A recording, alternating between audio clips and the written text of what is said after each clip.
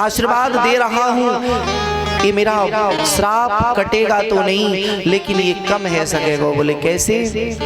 बोले यदि भक्ति भाव से भजोगे तो यहाँ तक आए हुए में 7 जन्म लगेंगे। कितने जन्म लगेंगे? 7 जन्म। और बैर भाव से भजोगे तो 3 जन्म में आ जाओगे। रास्ते 2 हैं, एक बाईपास से है और दूसरा मार्केट से है, तुम्हें चलना किस पर है? दोनों ने कहा बोले प्रभु मैं बाईपास वाले मार्ग से जाऊंगा, मैं बैर भाव से भजूंगा। बोले भले ही दुनिया मुझे बैरी समझे, लेकिन मैं हृदय में बैर भाव नहीं रखूंगा। और चाहे जैसे प्रभु को भजो। तो चारों ने कहा बोले पहले जन्म में तो मैं बाध्य बन जाऊंगा, मैं कारण बनकर के इसको उद्धार करूंगा। बोले दूसरे जन्म में? बोले दूसरे जन्म में माता लक्ष्मी ने कहा मैं बाध्य बन जाऊंगी और इन दोनों का उद्धार करा दूंगी। बोले तृतीय जन्म में? बोले तृतीय जन्म में प्रभु ने कहा जब संत मेरे लिए इतना काम कर रहे हैं, स्वयं लक्ष्मी जी इतना कार्य कर रही हैं, तो हम क्या बड़ी बात है, एक जन्म में हम भी बाध्य बन जाएंगे। यही दोनों पहले जन्म में हिरण्याक्ष और हिरण्यकश्यपु आकर के बने। माता संध्या काल की बेला के समय पति से कामातुर होकर के गई। पति ने रोका, बोले इस समय भजन का समय है, भोगी योगी रोगी ये 3 में से एक भी संध्या काल के समय नहीं सो सकते। संध्या के समय भोजन, शयन, आहार, मैथुन ये कोई कर्म नहीं करने चाहिए। और जो ये तीनों करता है उन सब में समझ लीजिए उसके पुण्य नष्ट होते हैं। इन्हीं हिरण्याक्ष को भगवान ने वराहा बन करके मारा। क्या बने भगवान? वराहा बन करके मारा, जिसे सूकरा अवतार भगवान ने रखा। और उसी समय जब सूकर रूप में भगवान ने आए तो कीचड़ शरीर पर लग गया। और कीचड़ लगा, भगवान ने कीचड़ को इतनी तेज हिलाया तो जमीन पर कुछ रोम कूप टूट करके जमीन पर गिरे। हमारे यहाँ 2 घासें उत्पन्न हुई। आपने अगर पहले कभी कथा में सुना हो तो एक भी शख्स बता सकता है?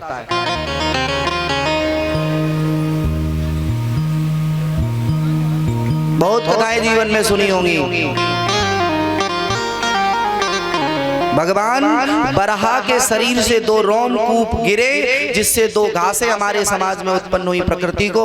उन घासों का अगर आप लोगों ने कहीं सुना हो नाम, तो नहीं तो ये तो व्यास मंच देगा ही फिर आंसर। पहला कुसा का प्रादुर्भाव हुआ और दूसरा दूर्वा वहीं से प्रकट हुई। भगवान के रोम से जन्मने के कारण कुसा और दूर्वा दोनों ही पवित्र मानी गई हैं। कि कभी भी सत्कर्म करो तो आचार्य चरण कहते हैं, बोले भैया कुसा की पैंती को धारण कर लो। किसकी पैंती? कुशा की। और इनकी 2 कथाएं हैं प्यारे। इसी कुशा ने भगवान गणेश से भी वरदान मांगा। तो गणेश को सबसे प्रिय अगर कोई चीज है प्यारे तो दूर्वा है ना। तब कहते हैं ना दूर्वान अंकुरान समर्पयामि, दूर्व के सुंदर सुंदर से अंकुर चढ़ाओ भगवान गणेश पर। गणेश जी शीघ्रता से प्रसन्न होते हैं। इसी की हिरण्याक्ष की पत्नी है जिसका नाम है रुषाभानु। उसने बार बार सताया। हिरण्यकश्यपु ने तपस्या करी। तपस्या करने के तत्पश्चात ब्रह्मा से वरदान मांगा, अपने आप को भगवान समझ लिया। और इस संसार में प्यारे जो जो भगवान बना उसकी दुर्दशा हो गई। खूब कृपा मेरे ही ऊपर है रही भैया। आ रहे तो आ रहे,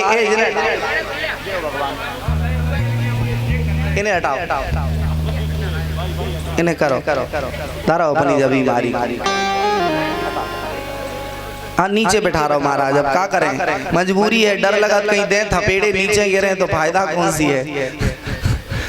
अभी कोई कह रहा था, क्या कह रहा था, थपेड़े मारेंगे शिवानी। बोले भक्त वत्सल भगवान की। मेरे प्यारे इस संसार में जो भी भगवान बना उसकी बड़ी दुर्दशा हुई, क्योंकि नर कभी नारायण नहीं हो सकता। हमारे भगवान की 2 विशेषताएं हैं। मेरा परमात्मा जेल में जन्म लेता है और बाहर आ जाता है। और जो नकली भगवान बनेंगे वो बाहर जन्म लेंगे और अंदर जाएंगे। व्यवस्था दोनों के लिए है, एक अंदर जन्मेगा तो बाहर आ जाएगा और एक बाहर जन्मेगा तो अंदर जाएगा। परमात्मा एक ही है प्यारे, मेरे प्यारे। इन्हीं हिरण्यकश्यपु के यहाँ वही सनत कुमार 4 पुत्रों के रूप में परिणित हुए।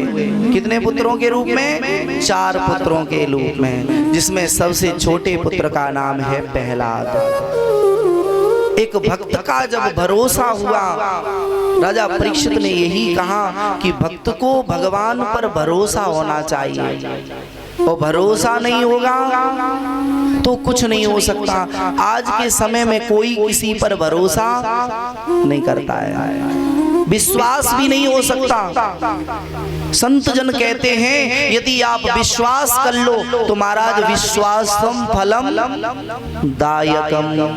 जीवन में विश्वास हो गया कि ये परमात्मा है तो उस पाषाण से परमात्मा प्रकट होता है।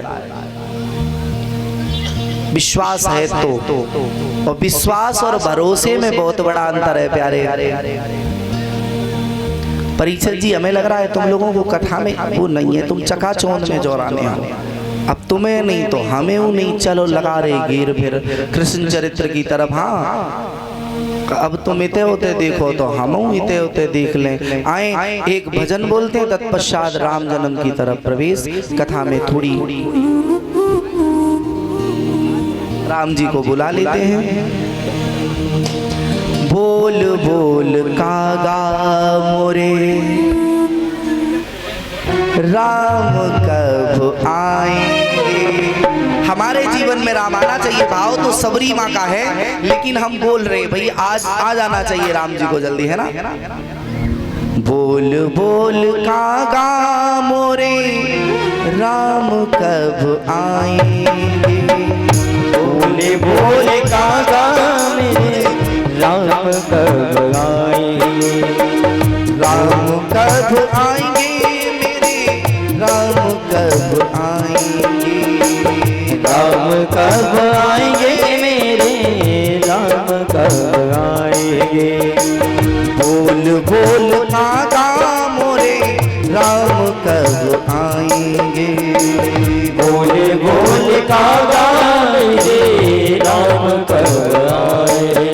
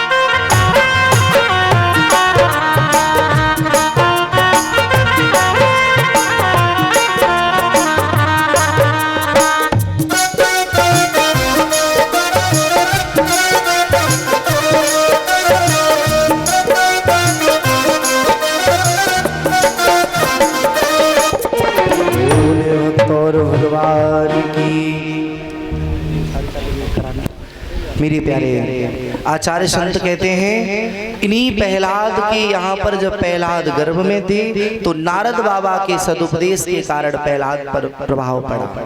दूसरा भाव कि एक दिन अक्सर करके लोग पूछते हैं, बोले संत लोग गौमुखी में क्यों जपते हैं, छिपा करके माला क्यों जपते हैं, है ना।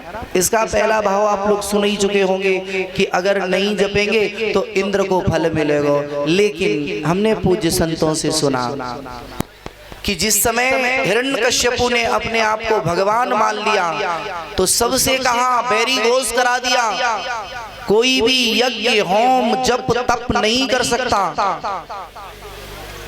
कोई मंदिर नहीं रखेगा, मंदिर तोड़वा दो, मूर्तियों को तोड़वा दो, मैं भगवान हूं। आज से नया भगवान हिरण्यकश्यपु पैदा हो गया।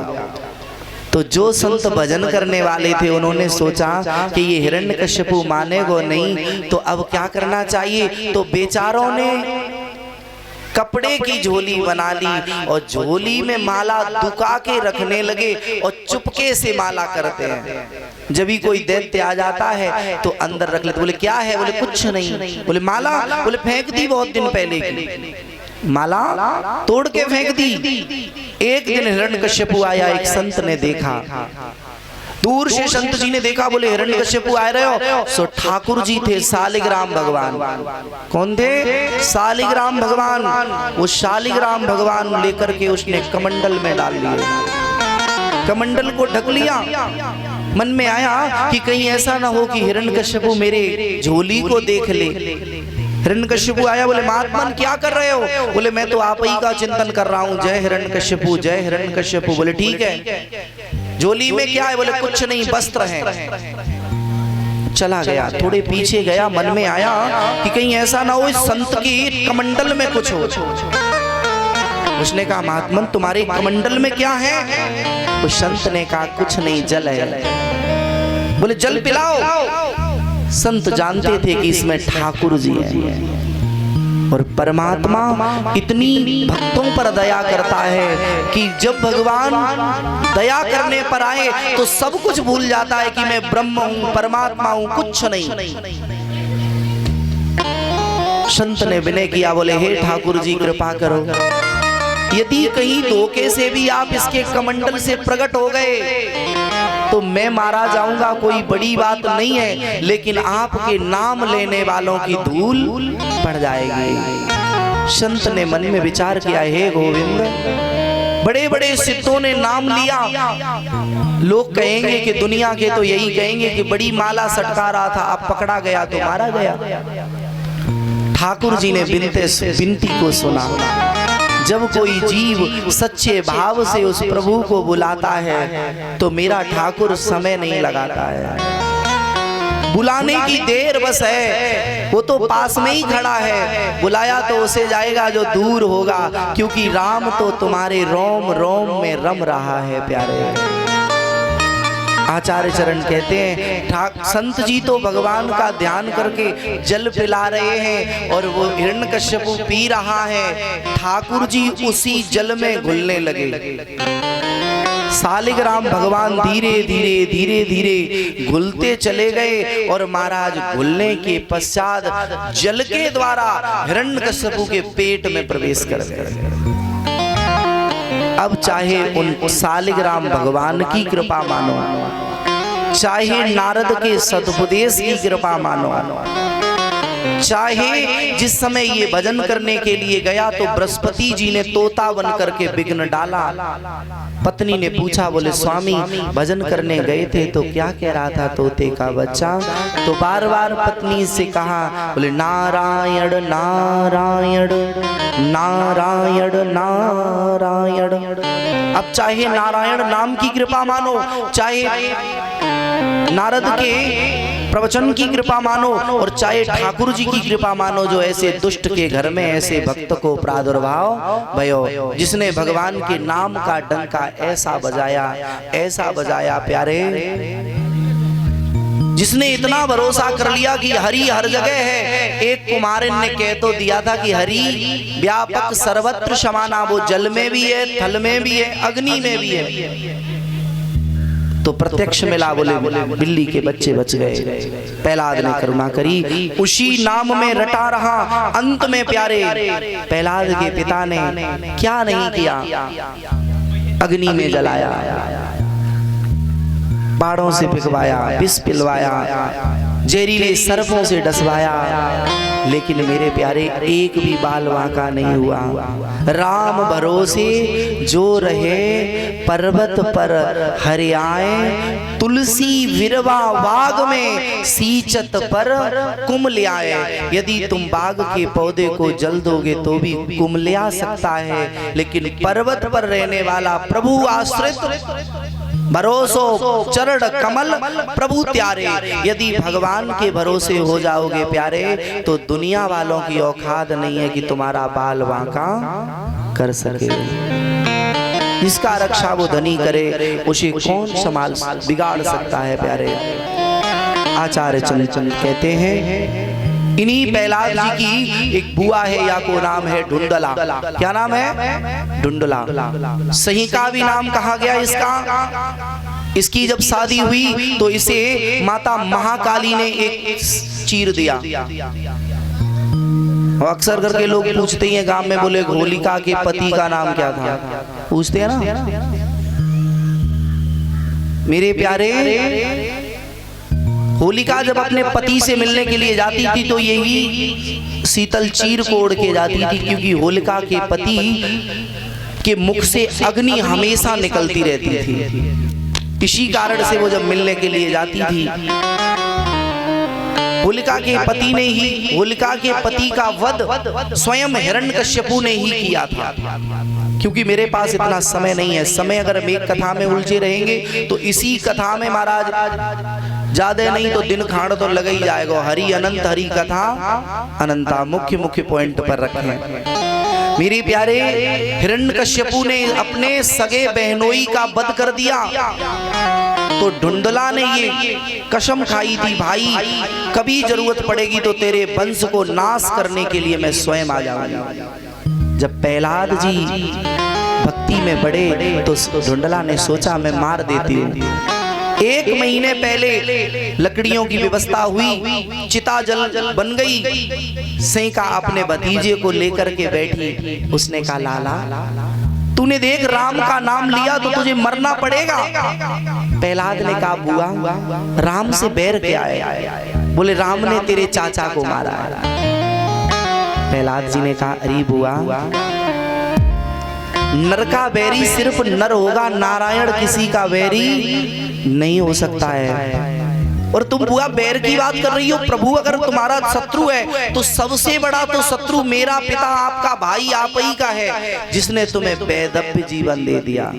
अरे भाई तो बहन के स्वाग के लिए अपने प्राण दे देता है, लेकिन ये भाई कैसा था जिसने तुम्हारे स्वाग को मार करके तुम्हें वैधव्य जीवन में दे दिया। सैका के जीवन में खोई हुई यादें वापस आई। सैका ने कहा लाल तो मैं करूं क्या?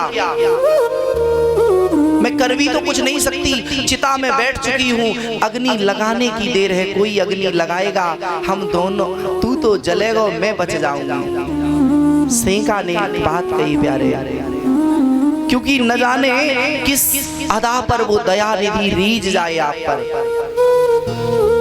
प्रहलाद जी ने कहा बोले बुआ आज नहीं तो कल तुझे मरना पड़ेगा। तो बुआ कोई तो अच्छा काम कर ले, कोई अच्छा काम कर ले, और एक अगर तूने जीवन में नेक काम कर दिया तो सारे बुरे काम धुल जाएंगे। सैका ने कहा बेटा अब मैं क्या कर सकती हूँ? तब तक किसी ने कहा बोले इस अग्नि में, चिता में अग्नि कौन लगाए? तो सभी लोग चुपचाप बैठे। कोई तो कह रहा है भगवान का भक्त है जलेगा, डर की वजह से नहीं कह सकते, हिरण्यकश्यपु का डर है। लेकिन एक बूढ़े से बाबा बैठे 80-85 वर्ष वाले, वे जोश में आ गए। और जब कोई जोश में आता है तो उसका दिमाग अपना काम करना बंद कर देता है।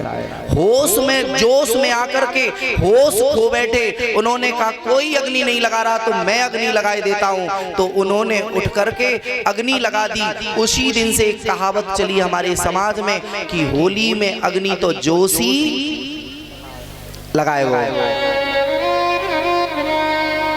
होश में जोश में आकर के होश खोया, जोशी ने अग्नि लगाई, धू-धू करके अग्नि जलने लगी, लपटें उठी। किसी ने कहा बोले 49 पवन चले, अच्छी बात है 49 पवन चले, लेकिन मैं अपने गुरुदेव की बाड़ी आपके तक पहुंचाना चाहूंगा। और ये बात समझ में तब आएगी जब आप इसे भाव में देखेंगे। कोई तो कहता है बोले हवा चली तो चीर उड़ा और प्रहलाद के ऊपर लिपट गया, यही है ना। अब विचार करना, जैसे कोई अग्नि में बैठा है और उसे अपने प्राण बचाने हैं तो वो फिर टाइट पकड़ेगा, चीर को पकड़ेगा कि नहीं, चारों तरफ से दबाएगा भी। तो सैका ने भी यही किया होगा, और जिसे जलाने के लिए बिठाया उसे अंदर तो लिया नहीं होगा, गोद में बिठाया।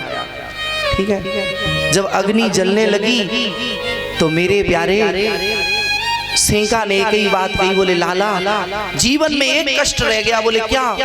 बोले मेरे कोई संतान नहीं हो सकी।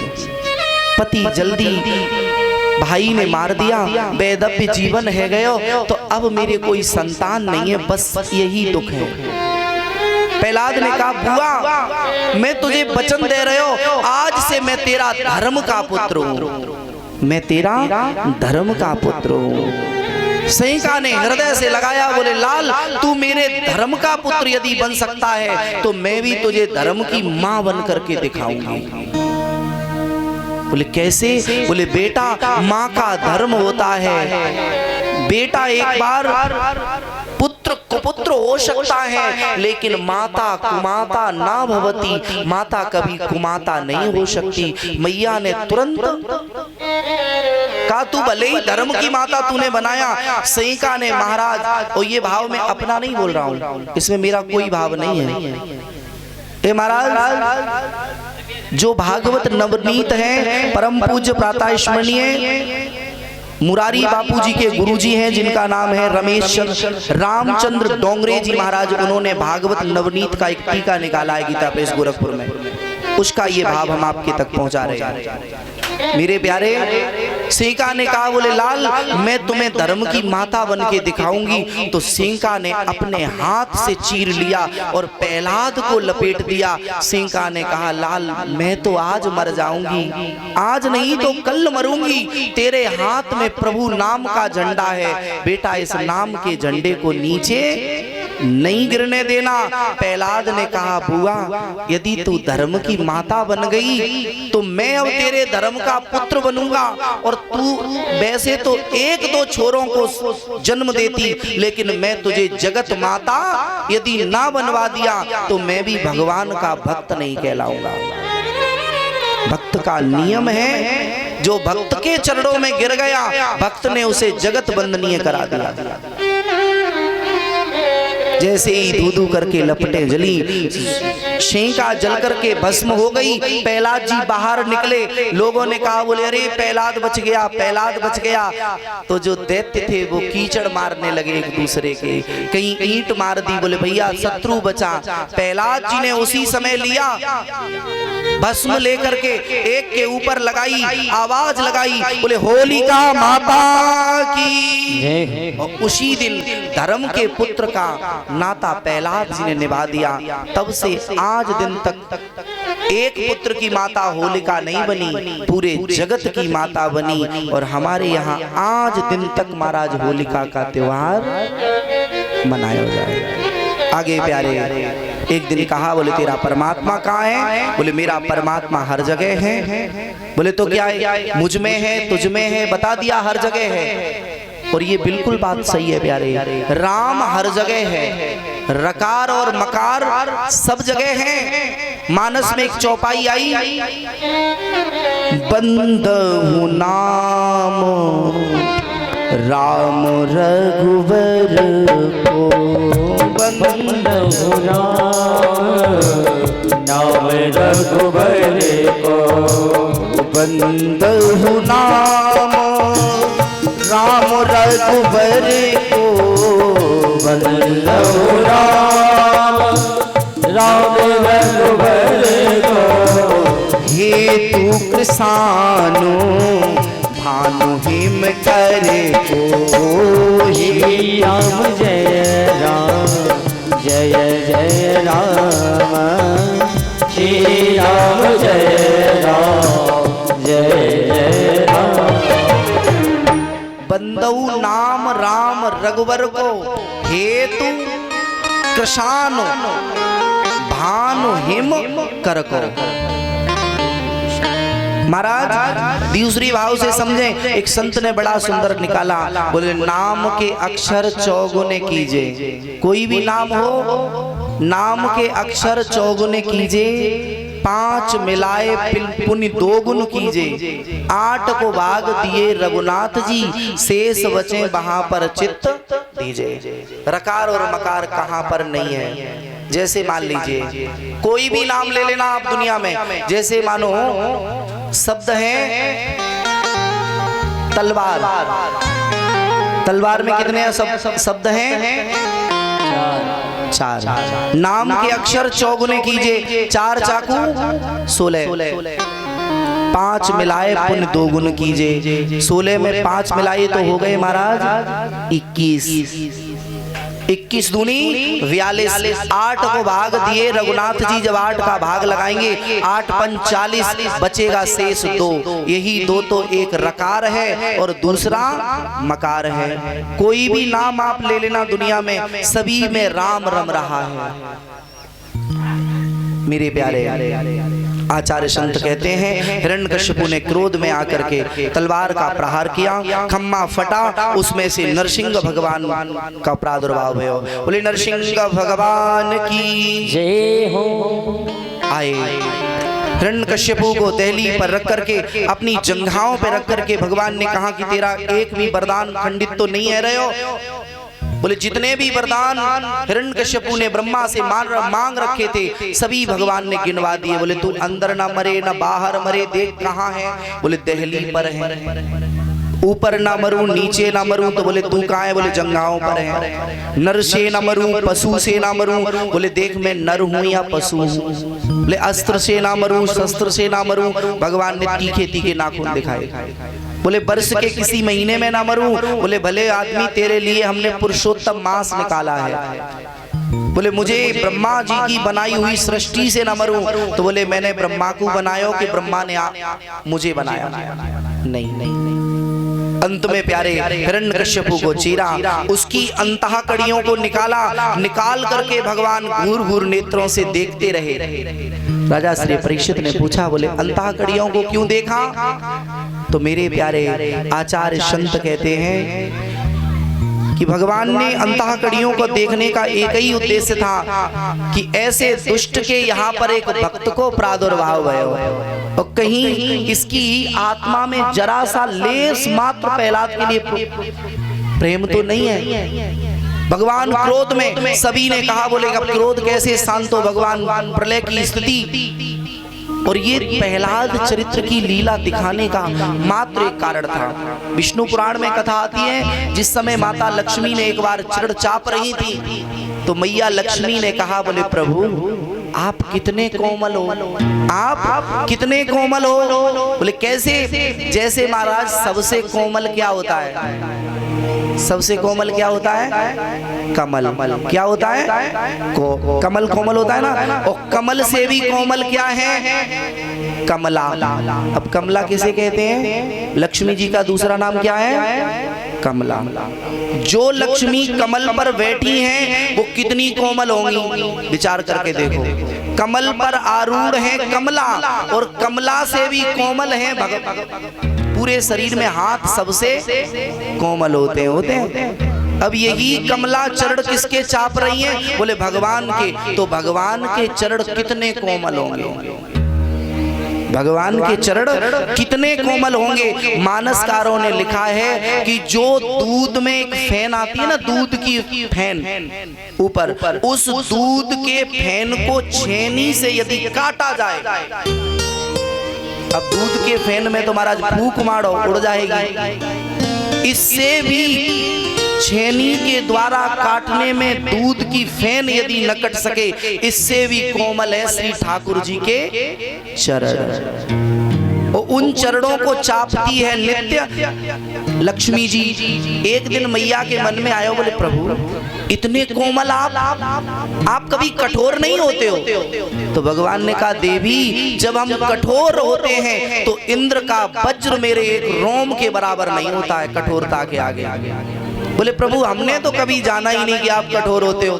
बोले तो देखना चाहती हो कठोरता का रूप? बोले बिल्कुल प्रभु। बोले चिंता नहीं करो, लीला कर रहे फिर हम। फिर प्रभु जी ने लीला की। तो मेरे प्रभु जी जिस समय क्रोध में थे, नारद बाबा ने जाकर के माता लक्ष्मी से कहा, बोले मैया आज मौका है, तुम्हारे पति क्रोध में है, आज तुम चाहो तो उनके क्रोध को शांत कर दो। माता लक्ष्मी श्रृंगार की छटा बना करके गई, क्योंकि माया है और माया ब्रह्म के सामने पहुंची। कितनी भी क्रोध में पुरुष क्यों ना हो, और अगर स्त्री महाराज सज धज के आ जाए और 2 मिनट में गुस्सा शांत। महाराज एकदम सज धज के पहुंची सामने। जैसे ही सज के पहुंची, मैया ने कहा अरे स्वामी जी, और प्रभु एकदम काटने के लिए दौड़े। मैया भागी, बोले ये मेरे पति नहीं हो सकते, इतना कठोर स्वभाव मेरे पति का कभी नहीं था। नारद ने जाना, बोले अब प्रभु की क्रोध की अग्नि ऐसे शांत नहीं होगी। प्रहलाद को उठाया और महाराज प्रभु के आगे फेंक दिया। जैसे एक गऊ जब दिन भर चुन के शाम को वापस आती है, अपने बछड़े को चाटती है, ऐसे मेरे परमात्मा ने प्रहलाद के पूरे शरीर को चाटा। यहाँ भगवान चाहते तो किसी और का भी रूप ला सकते थे, लेकिन भगवान ने प्रहलाद जितना अहोभाग्य किसी का नहीं था। प्रहलाद को दो दो योनियों की प्रेम को दिया भगवान ने। भगवान जानते थे कि जिन अंगों से प्रहलाद को कष्ट मिला, पिता ने जब कोड़े मारे होंगे, कांटों से गिराया होगा, तो मेरे भक्त के अंगों में प्रत्येक अंग को छिल दिया उस भक्त के। और मैं अगर मानव बन के जाऊंगा या मैं पक्षी बन करके जाऊंगा, तो उन अंगों को जब स्पर्श करूंगा तो मेरे भक्त को वेदना होगी। इसलिए मेरा परमात्मा सिंह बन करके आया, जिह्वा से चाटा। ये परमात्मा है। प्रहलाद से कहा लाला वरदान मांगो। प्रहलाद ने कह दिया, बोले प्रभु कभी मांगने की नौबत नहीं आए, क्योंकि मांगेंगे यदि हम आपसे तो हम आपके लाल नहीं होंगे, हम तो फिर मजदूर रह जाएंगे। बोले नहीं, फिर भी कुछ मांग लो। तुम्हें द्वादश भागवतों में सबसे प्रथम नाम आपका होगा। जो द्वादश भागवतों के नाम हैं, उनमें सबसे पहला नाम प्रहलाद जी का आता है। प्यारे वरदान दिया, बोले जाओ तुम 36,000 वर्ष तक इस भूमि पर राज्य करना, अंत में मेरे धाम के लिए चले आना। प्रहलाद से कहा फिर भी वरदान मांगो। जो प्यारे प्रहलाद ने मांगा, ऐसा भले ही एकाध कोई पुत्र होगा जो अपने पिता के लिए मांग सकता है। प्रहलाद ने कहा मंजुल हमारे पिता प्रभु,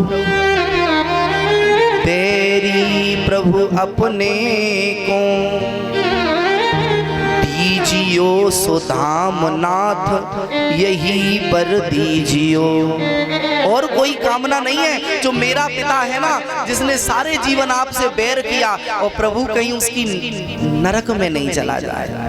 प्रहलाद से भगवान बोले प्रहलाद, मेरे हाथों से मरने वाले की तो बहुत बात है, मेरे सामने कोई आ जाए, सन्मुख होए जीव मोहे जबई, सन्मुख होए जीव मोहे जबई, सन्मुख होए जीव मोहे जबई, सन्मुख होए जीव मोहे जबई, जन्म कोटि अग नासहु तबहि, जन्म कोटि अग नाते भवहि, जन्म कोटि अग नाते भवहि।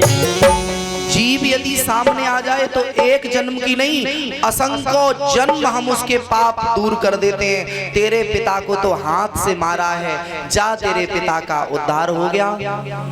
दुष्ट के रक्त को ले जा करके भगवान नारायण ने गूलर के वृक्ष में लगा दिए। कहाँ लगाया? गूलर के वृक्ष में। सभी फलों में अंदर कीड़े नहीं होंगे, लेकिन गूलर को जब फाड़ोगे तो उसके अंदर कीड़े मिलेंगे। और कभी भी गूलर के वृक्ष के नीचे से यदि तीर्थ करके निकलोगे तो उसका 10वां अंश उस गूलर को प्राप्त होगा। ये नरसिंह भगवान ने वरदान दिया। अंत में भगवान देखते देखते उसी हिंडोल सिटी, जिसे एरिच कहते थे, उसी के सिंहासन में समाविष्ट हुए। प्रहलाद चरित्र की कथा जो लोग श्रवण करते हैं या गान करते हैं, अपने घर में श्रवण कराते हैं। किसी मैया के उदर में यदि जीव हो और वो प्रहलाद चरित्र की कथा श्रवण करता है तो उसके जीवन में विष्णु भक्ति की वृद्धि होती है। इन्हीं के वंश में आगे चल करके वैरोचन हुए।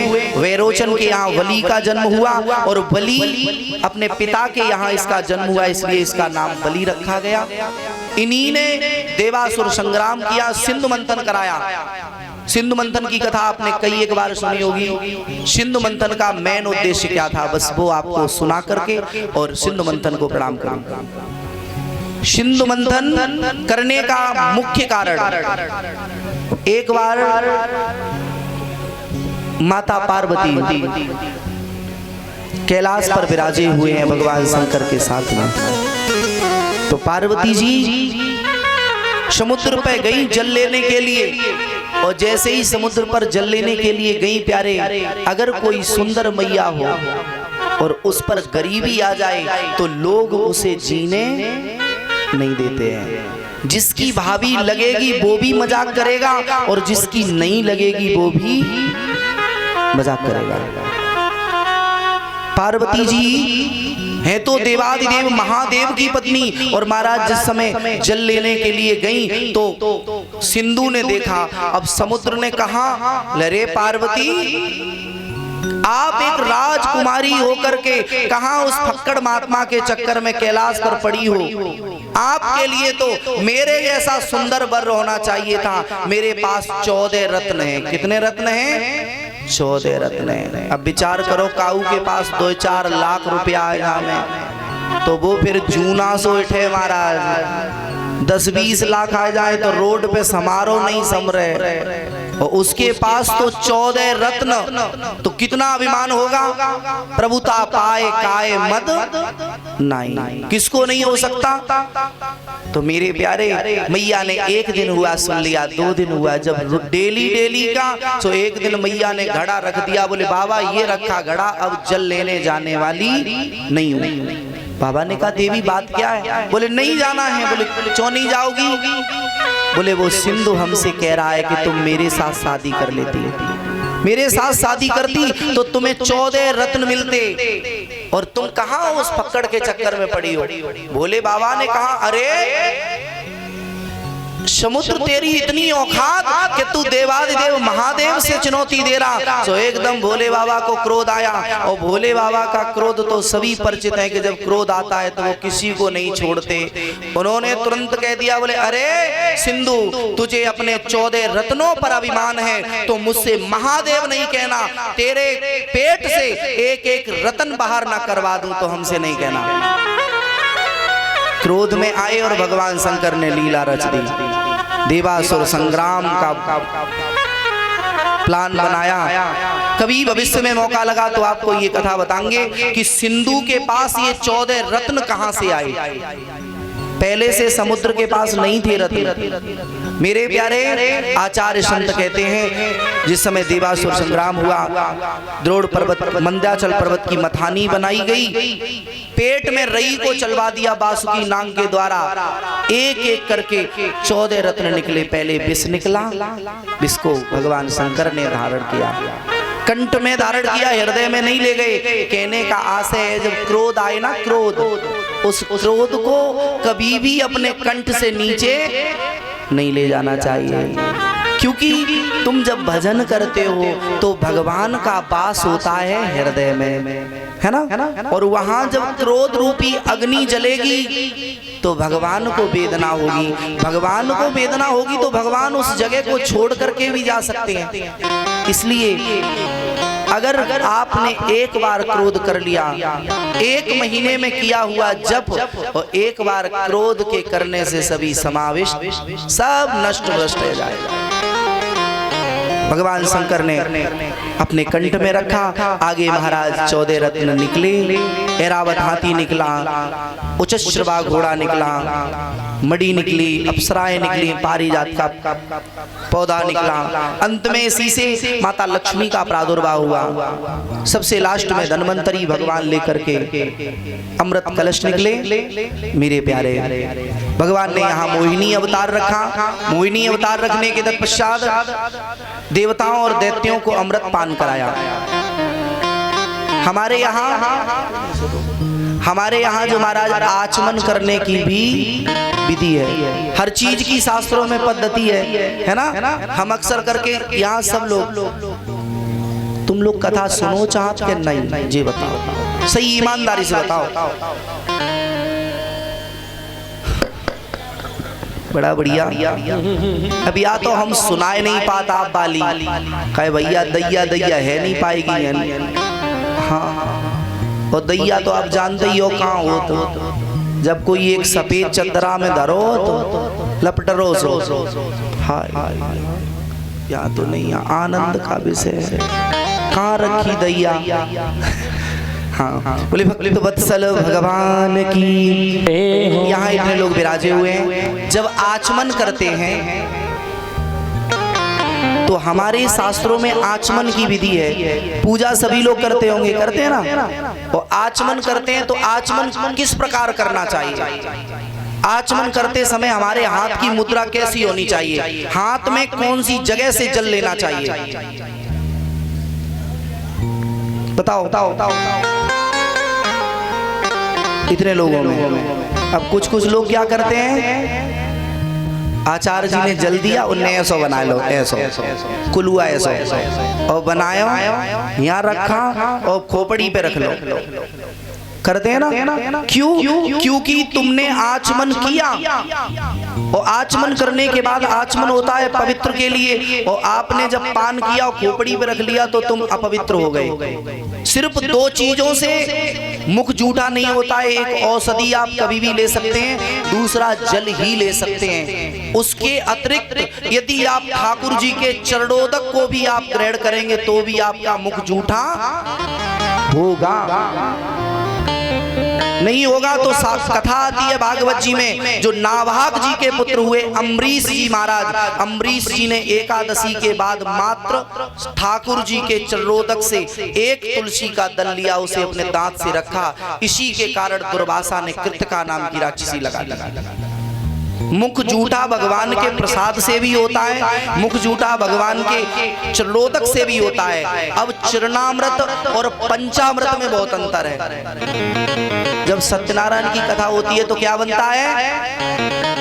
सब लोग कहते चिन्नामृत। नहीं भैया, चरणामृत वो होता है जब हमारे घर में या तो ठाकुर जी का बनाया जाए। चरणामृत के लिए तीन चीज होनी चाहिए, तीन चीजें होना बहुत ही आवश्यक है। क्या? बोले जिसे चरणामृत बनाना है तो पहले तो नीचे पात्र हो, पंचपात्र, जल का पात्र हो, गरुड़ घंटी हो, और महाराज नीचे कोई ना कोई, जैसे शालिग्राम भगवान का बनाना है तो राम यंत्र अवश्य बनाना आना चाहिए। क्या आना चाहिए? राम यंत्र बनाना आना चाहिए। और जब राम यंत्र बना होगा तब तुम चरणोदक बना करके, यदि किसी मरणासन व्यक्ति पर पड़ा हो जिसकी सांस न निकलती हो, और किसी के मुख में 2 चम्मच डाल देना, मेरे पूज्य सदगुरुदेव भगवान कहते हैं कि या तो उसकी मुक्ति होगी या वो स्वस्थ होगा। मेरी कोई इसमें बाड़ी नहीं है। अब उसी जगह आ जाए आचमन की विधि। अब कुछ लोग क्या करते हैं, बोले ऐसे जल रहे हो, उन्हें मुंह से करी करते हैं ना। कुछ लोग करे सुट से, जैसे मेढक पानी पिया तो कुट की आवाज हो। लेकिन नहीं, जब आचमन करें तो आचमन के समय यूं स्थिति हो। और हमारे देव तीर्थ से होता हुआ, हाथ में कई एक जगह हैं, देव तीर्थ है, ऋषि तीर्थ है। पितरों को जल देंगे तो कैसे? तस्मै स्वदाय नमः। और देवताओं को देंगे तो स्वाय नमः या स्वाहा कहते हैं ना। तर्पण करते होंगे तो आचार्य जी यूं करके कराते हैं कि नहीं? तस्मै स्वदाय नमः। अब यूं करके देव तीर्थ से जल जाना चाहिए, और कोई भी शब्द मुख से नहीं हो। और उसमें भी ये नियम है कि किसके लिए कितना जल होना चाहिए। कंठ तक जाए कि हृदय तक जाए कि मुंह में ही रह जाए, ये अलग अलग वर्णों के विधान है। लेकिन निःशब्द होना चाहिए, उसमें कोई शब्द नहीं होना चाहिए। क्यों? भगवान ने कैसे जाना कि ये असुर है? जिस समय उसने आचमन किया, ठाकुर जी तो पिला रहे थे अमृत, और उसने आचमन किया, उसने करिया एकदम सुर किया। भगवान समझ गए ये असुर है। इसे आचमन की बुद्धि देवताओं को पता है, इसे पता ही नहीं है। और जब नहीं पता है तभी तो ये सुर कह रहा है, इसका मतलब ये असुर है। ठाकुर जी ने सुदर्शन चक्र से उसका सर काटा, 1 से 2 बने महाराज राहु और केतु। मेरे प्यारे, आगे भगवान ने कृपा करी। तो मेरे प्यारे युद्ध पुनः हुआ, अमृत कलश पड़ा रहा। शुक्राचार्य जी और बलि दोनों लड़े। गुरु ने कहा हमें पान कर लेने दो, इसमें से 2-4 बूंदे हैं। चेले ने कहा कि मुझे पान कर लेने दो। देवताओं ने कहा, बोले गुरु और चेले ने एक ने भी पान कर लिया तो मेरे लिए भला नहीं है। बोले तो भगवान श्री हरि का गरुड़ गया, इतनी तेज पंख फड़फड़ाए, दोनों के नेत्रों में मिट्टी गई। कलश को उठाया, लेकर के उड़े। जिस समय उस कुंभ को लेकर के उड़े और उसे जिस जिस जगह पर रखा, वहीं पर कुंभ और कुंभी का मेला लगने लगा महाराज। इसका दूसरा भाव कि कुंभ का मेला महाराज जहां जहां देवताओं की सभाएं लगती थी उस जगह पर कुंभ का मेला लगता है। तीसरा भाव, कुंभ के समय जब साई स्नान होता है तो साई स्नान के समय पर वहां पर आज भी अमृत झरता है और उसमें कोई कोई मुहूर्त पर स्नान कर पाता है, जिस पर भगवान की करुणा हो। जिसमें सर्वप्रथम साई स्नान में हमारे नागा संप्रदाय के संत महापुरुष जाते हैं, बाद में अन्य सभी जाते हैं तीर्थ में। ऐसी कथा आती है। आगे प्यारे अम्बरीश जी का चरित्र है। अम्बरीश जी ने एकादशी का व्रत किया, दुर्वासा जी का अपमान हुआ। भक्त के अपराध पर भगवान किसी को नहीं छोड़ सकते। दुर्वासा ऋषि साक्षात भगवान शंकर के अवतार हैं, लेकिन जरा सी गलती बन गई, भक्त का अपराध किया तो दुर्वासा के पीछे सुदर्शन चक्र लग गया। पूरे दुनिया में घूमे, अंत में दुर्वासा ऋषि हमारे उमरैन से आगे एक जगह पड़ती है महाराज, जिसे आज हम दोबा कहते हैं। इस जगह पर दुर्वासा ऋषि, यहाँ पर एक वाल्मीकि कुटिया थी, उसी में प्रवेश हो गए। पतिव्रता नारी थी, चक्र बाहर ही खड़ा रहा। दुर्वासा जी एक बार अंदर गए, दोबारा सोचा कहीं पीछे तो नहीं आ रहा सुदर्शन, तो दोबारा मुड़ करके देखा तो नाव पड़ गया दोबा, एक बार से दोबारा। और महाराज उसी समय नारद बाबा ने उक्ति बताई, बोले कोई नहीं बचा सकता, क्योंकि मानस ही कहती हैं जो अपराध भगत कर करई, राम रोष पावक सो जरई। कोई भी हो, बोले अब जाओ अम्बरीश जी की शरण में लो, अम्बरीश जी कृपा करेंगे। इन्हीं आगे महाराज नवम स्कंद में आगे मनमंत्रों की कथाएं आई। उसके तत्पश्चात सूर्य वंश में हम सभी प्रवेश करते हैं। 2 ही वंश हैं, एक है सूर्य वंश और दूसरा है चंद्रवंश। दोनों ही पवित्र वंश हैं। जो जीव सूर्य वंश की कथा नहीं श्रवण करता, जो भगवान शंकर की कथा को नहीं श्रवण करता, उसे राम कथा सुनने का अधिकारी नहीं है। और जब तक राम जी की मर्यादा का चश्मा अपने नेत्रों पे नहीं लगाओगे, तब तक कृष्ण चरित्र सुनने के अधिकारी नहीं हो सकते। कृष्ण की लीलाओं को आप सब समझ नहीं सकते हो प्यारे। अब मेरे प्यारे राम, जितने भी सूर्य वंश में राजा हुए, इन सभी राजाओं के यहाँ पुत्र की समस्या रही। कोई भी राजा हुआ वो सभी के पुत्रों की समस्या रही। सूर्य वंश में प्रभु राम जी ब्रह्मा से लेकर के कश्यप के बाद में 39वीं पीढ़ी में भगवान राम जी आए। कितनी पीढ़ी में? 39वीं पीढ़ी में। इनके वंश में एक से एक पवित्र राजा हुआ। कभी भविष्य में मौका लगा तो राम कथा के माध्यम से आपको सविस्तार से सुनाएं, लेकिन राम कथा न बोल करके एक चौपाई का 1-2 चौपाइयों पर प्रकाश डालें। 4:21 हो चुके हैं, ठीक है। और आपके मन में हो तो हम राम कथा विस्तार से कहें। अच्छा, थोड़ा विस्तार 7 बजे तक करें। अच्छा 8 बजा दें, कोई बात नहीं, 12 बज सका जागी, कोई चिंता ना करो। हाँ, आप बैठे रहो जब तक आप मस्त बैठो।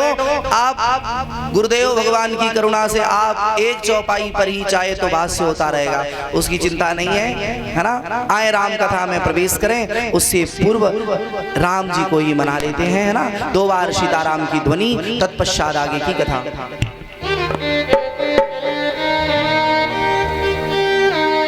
हरे रामा रामा राम, सीता राम राम राम।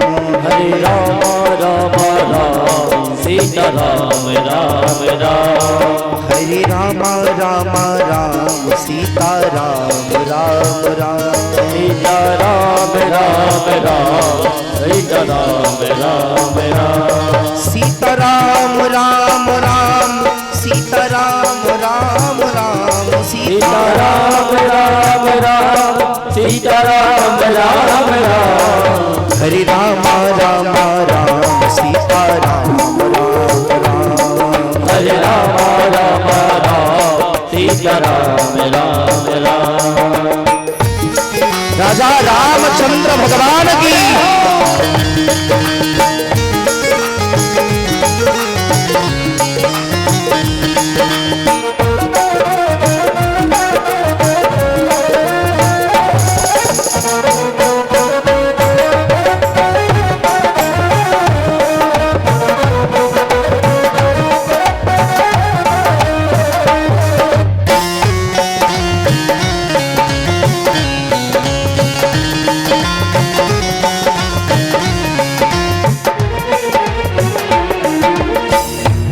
राजा राम राम राम प्रभु राम राम राम राजा राम राम राम राजा राम राम राम राजा राम राम राम प्रभु राम राम राम राजा राम राम राम राजा राम राम राम हरि राम राम राम सीता राम राम राम हरे राम राम राम सीताराम राम राम हरे राम राम राम सीताराम राम राम हरे राम राम सीताराम राम राम हरे राम राम सीताराम राम राम हरे राम राम सीताराम राम राम सीताराम राम राम सीताराम राम बोले राम लला सरकार की श्री हनुमान जी महाराज आए प्यारे राम कथा की ओर मेरे प्यारे राम कथा जो रामायण है ना क्या है रामायण है ना रामायण का अर्थ है राम धन अयन राम का जो है घर उसे कहा है रामायण है ना राम जहां अयन करता है अयन माने शयन भी होता है ना राम जिसमें शयन कर रहा है या राम जिसमें रम रहा है उसे कहा गया है प्यारे रामायण। अब जो रामचरित है जो मानस जी आती है ना रामचरित मानस क्या लिखा होता है रामचरित मानस उसमें लिखा है श्री रामचरित मानस स्त्री को एक तरफ कर दीजिए क्योंकि ये सम्मान सूचक है या शक्ति का प्रतीक है ना राम प्रभु हैं आगे क्या बचा चरित्र मानस अगर ये मानव अपने चरित्र को सुधार ले प्यारे तो फिर मानव राम जैसा बन सकता है बनेगा ना।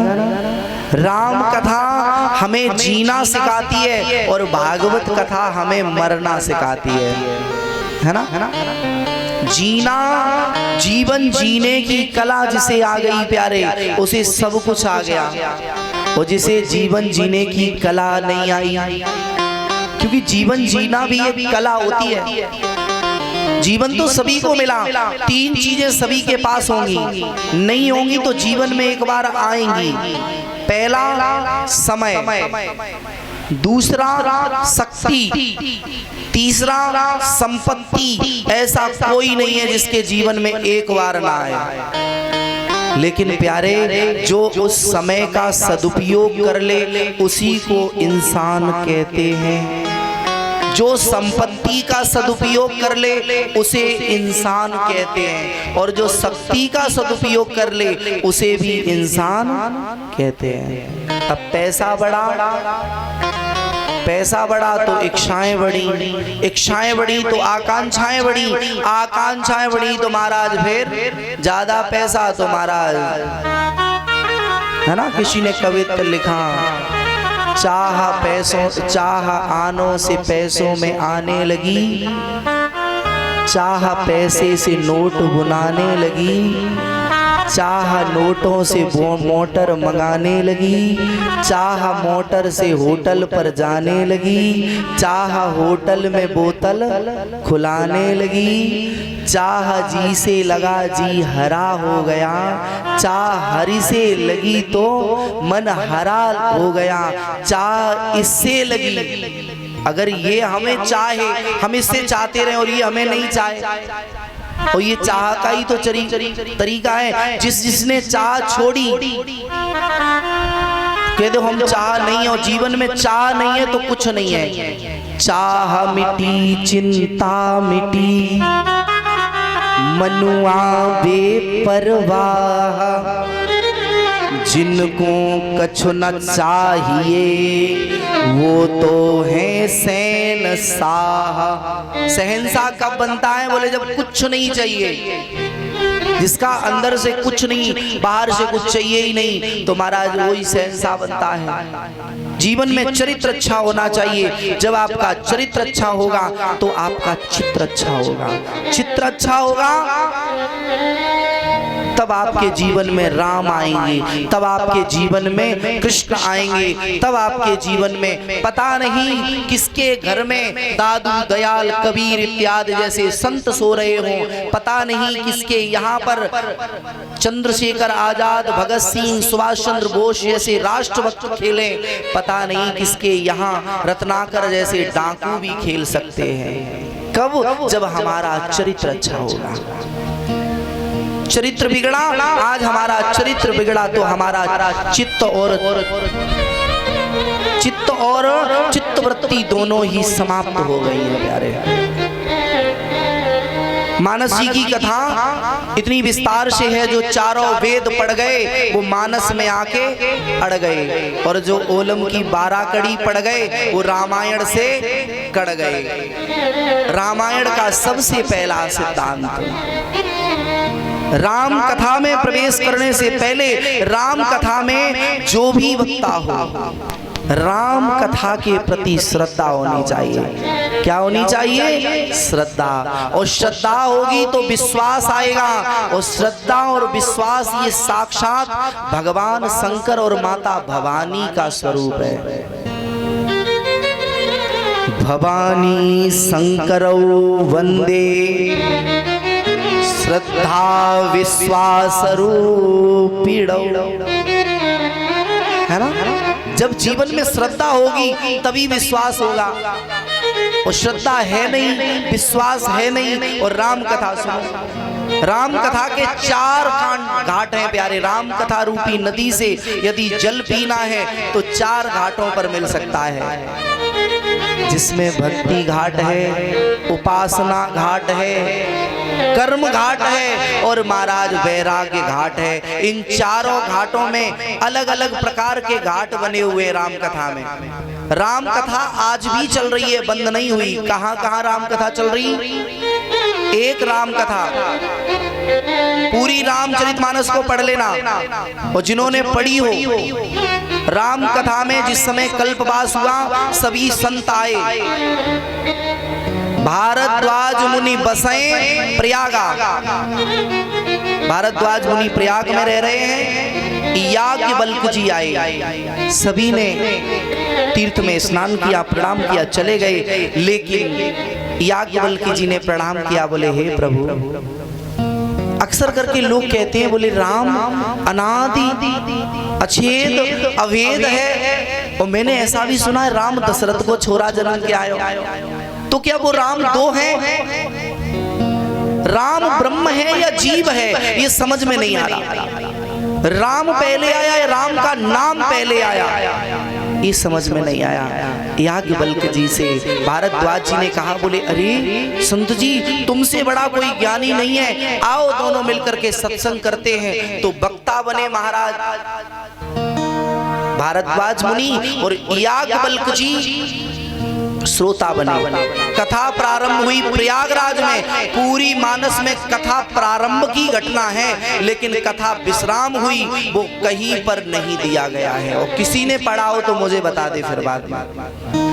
पूरी मानस में कहीं कहीं नाम दिया गया है कि याज्ञवल्क्य जी कह रहे हैं अमुक बात है, भारद्वाज जी समझा रहे हैं। इसका मतलब जब वो कथा विराम नहीं हुई है तो वो कथा आज भी चल रही है। अभी कुंभ का भाव था ना, तो कुंभ जहां कथा होती है भगवान की, जहां भी कथा होती है, कुंभ लग रहा है तो संत चले जाए, वहां कथा करने का औचित्य क्या है? क्यों? क्योंकि जहां कथा बैठ गई भगवान की, वहां पर तीर्थ सकल वहां चल आए। समस्त तीर्थ चल करके उस जगह आते हैं। याज्ञवल्क्य और महाराज भारद्वाज जी का जो सत्संग है वहां आज भी कथा चलती है। तो सभी संत सोचते हैं कि कुंभ के मेले में जाकर के कथा कहूंगा, हो न हो किस रूप में ना जाने रे बंदे, किस रूप में नारायण मिल जाए। इस संसार में कब परमात्मा मिल जाए, जड़ चेतन जग जीव जत सकल राममय जान, राम से पृथक कोई नहीं हो सकता। आज भी वो कथा चल रही है, संत भी वो परंपरा निभाते हैं। कितना भी बड़ा विद्वान हो और कुंभ के मेले में जब जाएगा और किसी की कथा का पंडाल लगा हो, कुछ न जानता हो वक्ता, लेकिन फिर भी बैठ के सुनेगा। क्यों? क्योंकि न जाने कब भारद्वाज मुनि की दृष्टि पड़ जाए मेरे ऊपर और अच्छा श्रोता ही अच्छा वक्ता बनता है। आज भी वो कथा चल रही। दूसरी कथा महाराज कागभूषुंड जी गरुड़ जी को सुना रहे हैं। कहां? नील पर्वत पर।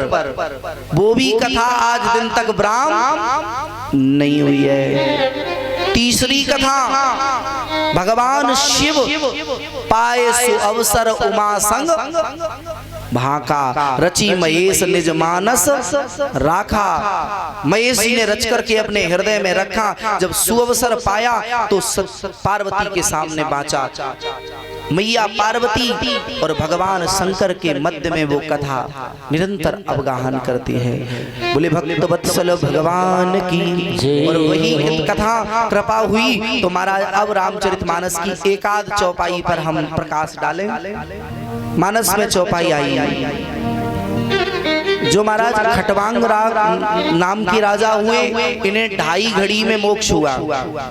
1 घड़ी आदि घड़ी, आदियों में पुण्याद, तुलसी संगत साधु की हरे कोटि अपराध। खटवांग जी को 2.5 घड़ी में मोक्ष हुआ। खटवांग के दीर्घबाहु हुए, दीर्घबाहु के रघु हुए, रघु के अज हुए और अज के महाराज दशरथ हुए। और जितनों के यहाँ संतान नहीं हुई तो किसी ने वरुण का यजन किया, किसी ने आगिन देव भगवान का यजन किया। और मानस जी में जहां जहां एक बार शब्द आया वहां पर मानसकारों ने बड़ा सुंदर गूढ़ रहस्य रखा। एक बार भूपत मनु माही, एक बार भूपत मन माही, एक बार भूपत मन माही, एक बार भूपत मन माही। भय अगिलानी मोर सुत नाही, भय गलान मोर सुत नाही, भय गलान मोर सुत नाही। एक बार भूपत मन माही, भय अगिलान मोर सुत नाही। जीवन में पुत्र नहीं था तो राजा को बार बार दुख होना चाहिए था। विचार करो, हमारे पैर में ये जरा सा फोड़ा निकल आए तो 24 घंटे दर्द होएगा कि नहीं? लेकिन जब हम टेबलेट खाएंगे तो दर्द बंद नहीं होगा, लेकिन हमें उस टेबलेट के नशे के कारण दर्द महसूस नहीं होगा, है ना? राजा के जीवन में भी यही हुआ कि राजा के यहाँ कोई संतान न थी। ये तो मानसों का भाव है। लेकिन प्यारे कई संतों के मुख से मैंने सुना कि राजा दशरथ के यहाँ पहले एक शांता नाम की एक पुत्री जन्मी थी। शांता नाम की एक पुत्री जन्मी थी। कहीं कहीं भाव है कि महाराज राजा दशरथ की पुत्री है, तो कहीं कहीं राजा दशरथ की बहन का भी प्रमाण है। जो भाव अच्छा लगे वो माने। मेरे प्यारे इसे दान में दे दिया। अब विचार करें, दुख और गलानी में बहुत अंतर होता है। दुख वो हो महाराज जो निरंतर हमारे जीवन को ढाल ले, उसे हम दुख कहेंगे। लेकिन गलानी क्या होती है? कभी कभार किसी के शब्दों को सुनो, कोई कह दे भैया तूने ऐसे शब्द बोल दिए कि मेरे हृदय को चोट पहुंची, मेरे हृदय में बहुत ज्यादा गलानी हो गई। जिस वाणी को सुन करके तुम्हारे हृदय भी कांप जाए, हृदय में वेदना हो जाए, हृदय झकझोर जाए, तो समझ लेना कि अब मेरे हृदय में ग्लानि हो गई। बुराई, दर्द, दुख ये तो बराबर रहता है, लेकिन ग्लानि कभी कभार होती है। जैसे माता और पुत्र की लड़ाई पूरे जीवन होती रहती है, गुस्से में माँ बाप कहते रहते हैं, लेकिन कभी कभार पुत्र कोई ऐसा शब्द बोलता है जिसके कारण माँ कहती है अब मेरी आत्मा फट गई है इससे, अब इसके पास नहीं बैठूंगी। बोले क्यों? बोले इसके शब्दों से मुझे बहुत ग्लानि हुई है। इसीलिए कहा गया है वाणी ऐसी बोलिए मन का आपा खोए, औरन को शीतल करे खुद को शीतल होए। जो शब्द मुझे अच्छा नहीं लगता वो दूसरे को कैसे अच्छा लगेगा प्यारे। और हम सभी चाहते हैं कि हमारा सम्मान हो और दुनिया का हम अपमान करते रहे। हमें लोग सम्मान की दृष्टि से देखें, लेकिन हम दुनिया का सम्मान न करें। विचार करना प्यारे, यदि हम किसी से कहेंगे कि तुझ में एक अवगुण है, तो प्यारे एक उंगली आपकी तरफ जाने से पहले 3 उंगलियां मेरी तरफ आएंगी। इसका मतलब ये उंगली भी संकेत करती है कि भाई तू तो 1% गलत है और हम 3% गलत है। बुरा जो देखन में चलिया बुरा न मिलिया कोई, जब दिल खोजा आपना तो मुझसे बुरा न कोई। हमसे बुरा कोई हो ही नहीं सकता। राजा के मन में ग्लानि कब कब हुई? अब चौपाई का पहला भाव। एक समय की बात, राजा दशरथ